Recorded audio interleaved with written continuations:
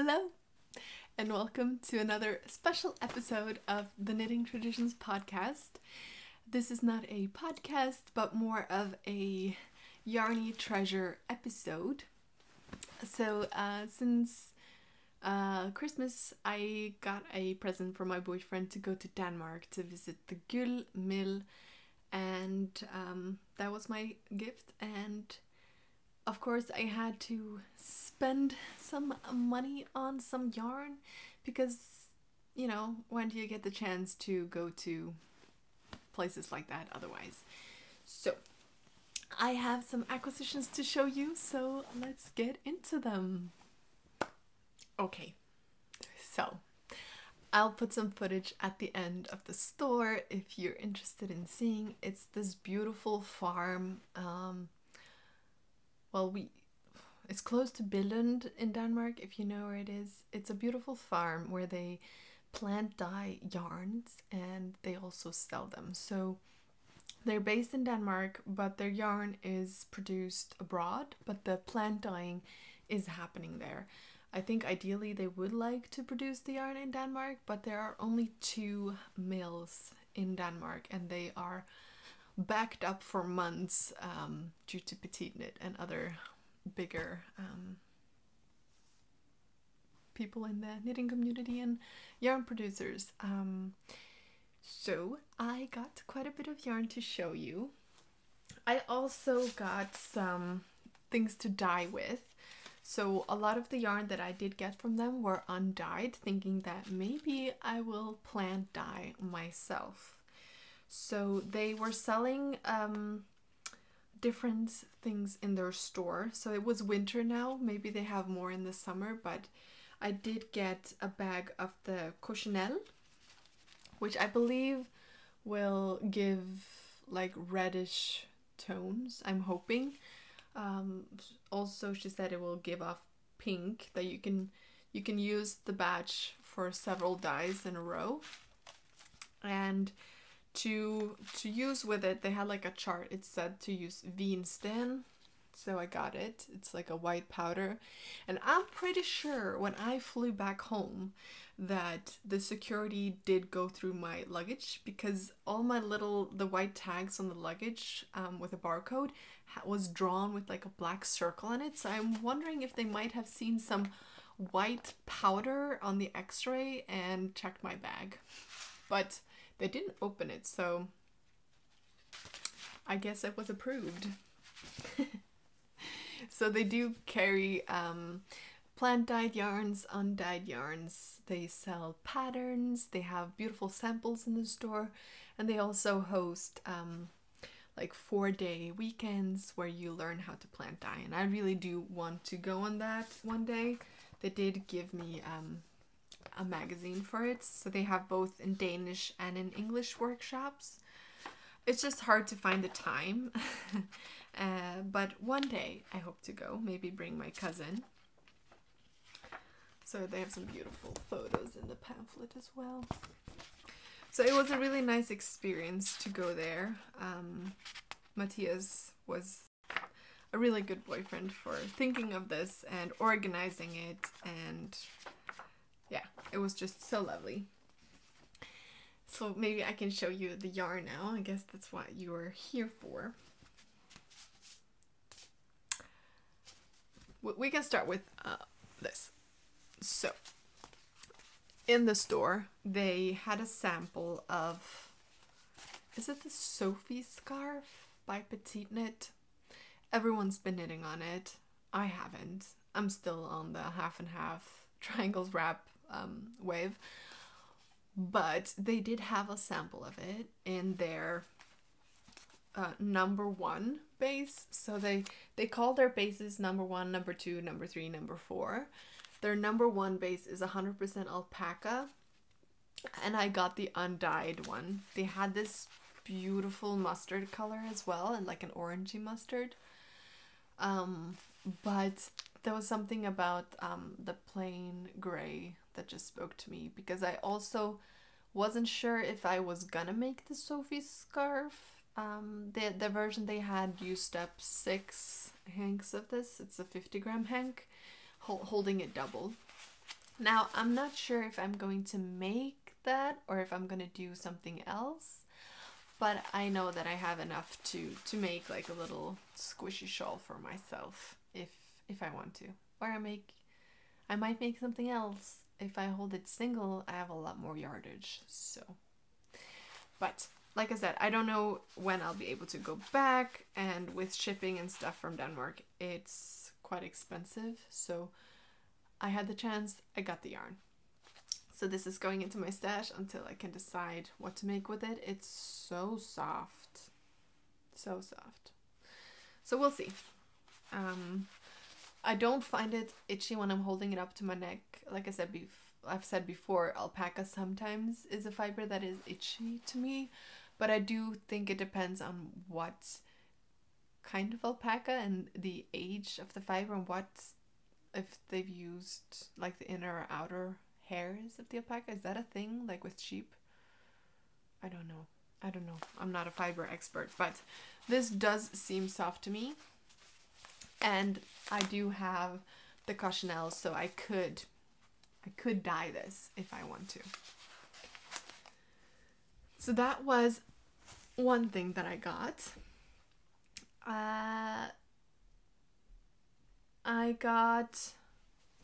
I got quite a bit of the number 4, again in the undyed.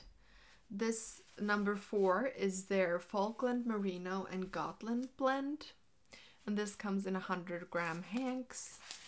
I have been eyeing this round lace blanket by, I believe it's by My Favorite Things Knitwear. I'll put a photo of the blanket here. And that uses this yarn held double, I believe, and it calls for 3 hanks. Now, in the number 4 colorway in the store at G-Uld, there was a lot of blues and pinks and like yellowy colors.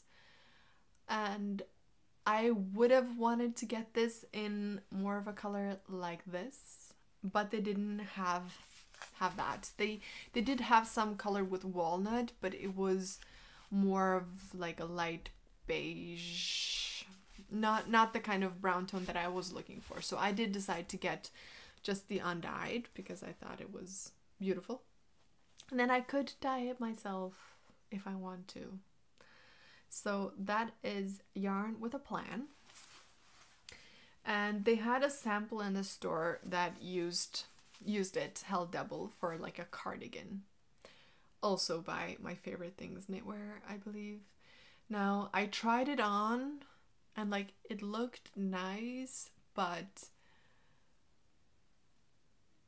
I don't know if I want to knit that cardigan. But I looked at how much yarn it needed, and it used 5 skeins for my size. So I figured I get 5 skeins and I can make a cardigan for myself. It doesn't need to be that cardigan, but I know that I have enough yardage to hold it double and knit a cardigan. So yes, I did that because it just felt so nice and soft. I definitely got more of their number 3 base, but this one felt so nice and soft. So I'm going to make the baby blanket, and then I'm going to probably make a cardigan or a sweater. Or I might hold it with a silk mohair. Because it's so soft, I am worried about how much it's going to pill. So if I do hold it with a mohair, it's going to pill less. So I might do that. I don't know.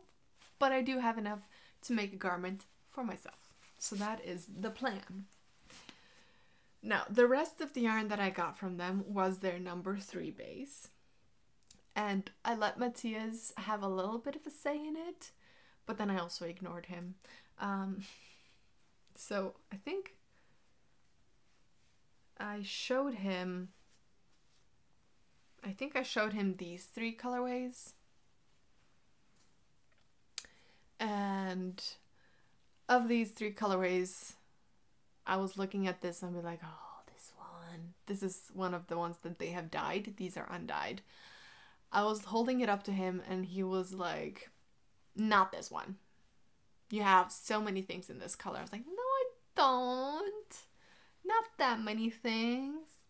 So I went back, I put it away, I was looking at all the other colors, but in the end I was like, nope, this makes me happy, I'm gonna have this. And I think this color is just beautiful. I think it looks nice with my brown eyes, so I'm gonna get it. I don't care. Do what makes you happy, right? So, but obviously I got these as well. So this one is their number 3 in the Heather colorway. Or is it just number 3 Heather? I need to... No. This is their number 3 in the Heather. And it's just so beautiful. I got 3 of them. So luckily they had so many nice samples in their store. And I was looking at 2 samples and both of them used 3 skeins for a size medium. I can look. I got 2. So the first one that I got is this one. This is the Rullekrave sweater. It's just a very simple turtleneck raglan. It goes a bit in on the ribbing on the body. If I were to make this, I would probably knit it straight. That's my preference. Here you can see it on. I tried it on. Now this is knit on a looser gauge than this sweater, which was also just a beautiful a raglan with braids. This is the Siefblusen. They had kits for these in their stores as well, but the kits were the same price as picking the yarn and the pattern separately, so I picked the colors that I wanted. I even put some yarn back, you guys. I did show some self-restraint, even if you don't believe me. I don't know if I'm gonna make these patterns, but I do have them, and it's a good reference with it using the recommended yarn to see how much yarn I would use. So for the Siefbluse, it recommends a 3mm needle and a 22 stitch gauge. So I have enough for a medium, and I did try it on the store and the medium does fit. The sleeves were a bit short on me, so I would have to make the sleeves longer. The Rullekrave sweater, which means rolled neck sweater, that one uses 3 skeins for the medium size, and the one I tried on the store was a medium size. This one... This one says to use a 3.5mm needle and get a 22 stitch gauge, but I'm pretty sure when I was in the store she said that the sample was knit on a looser gauge, like a 4mm needle, and it definitely was a looser gauge, so I think I would have to swatch and see, because it is strange if they have the same gauge but different needle size for the same yarn, and one of them definitely felt like a looser gauge. So I would swatch and see, but 3 should be enough for the medium. I tried the medium on and it was a good fit. So yeah, that's what I'm doing. So I have the Heather color. I also got the undyed. Again, I got 3. And now this does not have a name because it's an undyed, but it's a brown undyed, and the hangs are a lot looser than the dyed ones because this is probably how they get it to the store. And I got this one as well, another undyed. So I got three sweater quantities in undyed in the number 3 base. So these are the 3 that I got. I have 3 brown, 3 light gray, and then I got 4. And they had more light gray bases of the undyed. This says lot G2, uncolored. They had different lighter and more beigey grays and darker grays. I got the darkest gray that they had as well. And I got 4 of this, thinking that maybe this will be a sweater for Matthias or something more oversized for me. So yeah, that gives it a little bit more wiggle room than the other ones that would fit a medium size for women, with some positive ease on me, but not like a lot. This one I could make something bigger. I also got this one. So I've been having a bit of a crush on this green lately. I made the Guernsey Genser in a similar nutiden. I got some silk mohair in a similar color. So I had some from Isayer and I got some from Drops. And I saw this one. This one they dyed with mugwort and indigo. And I just thought it was so pretty. And this number 3, they said that if you hold it with a silk mohair, you're probably gonna get a gauge that's perfect for most of the petite knit patterns that uses a fingering weight with the silk mohair. So with that in mind, knowing that I had the perfect silk mohair at home, these came with me as well. But that was it. I promise. I didn't get anything else until I got to Bergen and I drove by the Hillesvåg mill.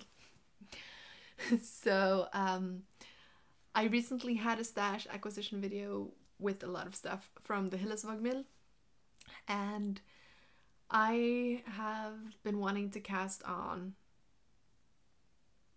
more than one sweater in the darkest color. And I realized that I was not gonna have enough to do everything that I wanted. So when I was driving by the Hillesvåg mill, and it's not that often that I drive to my parents' house at a time of day where they're actually open, I decided to run in and just get a few more plates of it, hoping that it's still gonna be the same kind of color as the ones that I've got, because this is undyed. So if it's a new batch, there might be more of the darker fibers. I think, I don't even know, but I got some more plates of this. Oops. So this, oh, it smells so sheepy. This is the Hillesvåg Unspun Charcoal colorway, and oh, it's just so squishy. This comes with the strands held double, and I knit the Amy slipover with this color, but I then used just one strand, so that was a lot of work. So I will be knitting with this, holding it double, probably with the silk mohair for less pillage, because it is such a soft fiber. So it will pill quite a bit if I don't hold it with silk mohair, from my experience, because I have knit with it with silk mohair and it didn't pill at all, single-stranded. I've knit with this in the light gray, holding it just on its own double. That pills quite a bit. It's quite fragile. So fragile. But so lovely and easy to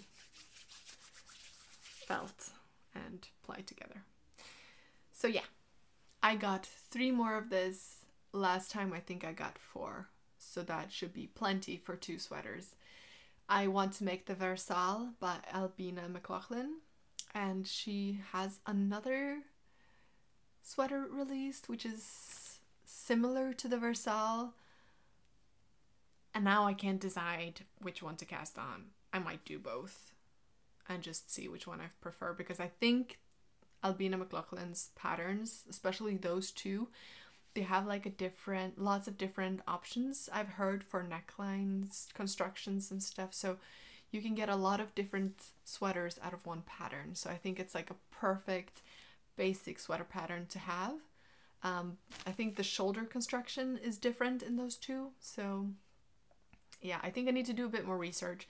Maybe I'll do both and see which one I love the most and have a go-to sweater pattern in the future. But yes, it's so pretty. Look at that. So pretty. Ugh, I love it.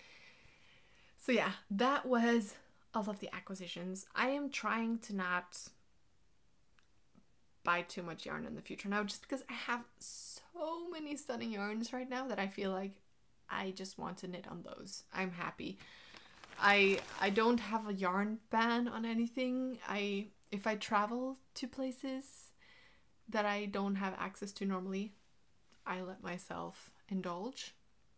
But I do have so many beautiful yarns that I want to knit with. I need more time to knit. But I do bring my knitting everywhere. If I'm going in the car with Matthias and we're driving down, which is like 5 to 10 minutes, I have my knitting with me. Like, I will knit anytime that I can. I read this article about knitting and why we get so addicted to it, and so I thought I would share that with you, so maybe we can like think about it a little bit. So with knitting, once you get past the initial stage of learning to knit where it's like you kind of relax with your knitting. It's a good way to stress down and focus on something else than whatever is going on in your life. It's a good de-stressor, and also it lowers your blood pressure and your pulse usually. And every time you accomplish something with knitting, it gives a dopamine release. So it's like an instant gratification feeling. And it's probably different for different people, but for me, once I've finished the neckline, gratification. Once I finished some color work, gratification. Once I've done a sleeve, gratification. Once I've learned a new technique, gratification. You know, there's like little chips here and there that kind of just gives a good feeling, and that is something that's easy to get addicted to, that positive feeling, that dopamine release, that instant gratification. It makes you want to do it more because it gives you a sense of happiness and accomplishment, and so it stresses you down. It gives you a good feeling usually, and you get a product out of it, something to show for it. So yeah, it's easy to get addicted to if you get past the point where it's stressful because you don't know how to read your knitting or how to fix a mistake. Once you get past that, it's just a really, really nice craft, and yeah, I don't even know if I could call it a hobby for me. It's a part of who I am now. It gives me so much comfort. With my job, it's a huge stress relief, and it just gives me so much joy. And also, it's brought me you guys, this community, and I'm beyond grateful for everything that this is to me. So yeah, those were just some little thoughts about knitting. I don't know how it is for you, but please feel free to share below. For me, it's definitely giving me a lot of positive things in my life. Not for my wallet, but for everything else. So yeah, it's really nice to have something to give this much joy. And I wish it for everyone out there. So yeah, I think that was all for this time. Just a little episode, and I will talk to you soon. Bye!